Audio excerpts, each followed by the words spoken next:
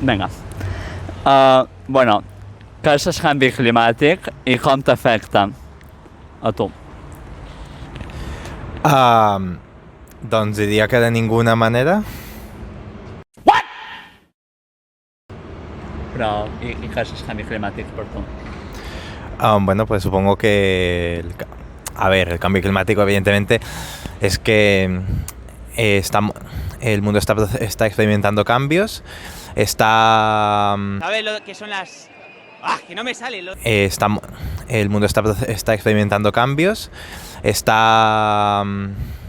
suele haber un aumento de temperatura generalizada, pero tampoco lo veo yo una cosa tan excesivamente grave o la preocupación máxima del día a día. Vale. ¡Coño, líder! ¿Cómo va a ser líder? Saps què és la COP? ¿La qué? COP. COP28.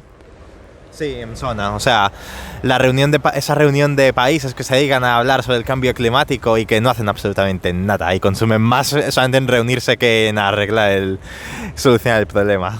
Vale. I saps on se fa aquest any? I qui la presideix? Sorpréndeme. Bueno, és Emiratos Árabes i és que la presideix és el principal productor de petroli d'Aràbia Saudí. I després saps que hi va en representació a Espanya? No sé, ¿el Pedro Sánchez? No, Froilán. Froilán. Froilán. Sí, El príncipe. sí. El de la corona. Sí. El que Ell no hace mateix. nada.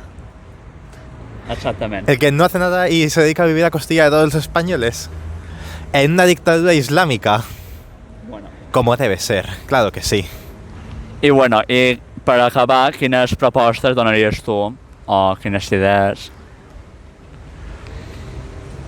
Bueno, yo tendría un par de ideas. Para empezar, expropiar a las empresas. Nacionalización de la industria. Perdona. Y bueno, ¿qué quieres que te diga? Apostaría por la energía nuclear, que ha demostrado ser una energía renovable, bastante limpia. Y encima, además, también saldríamos del problema energético que tendríamos en España. No, pero yo no lo puedo creer.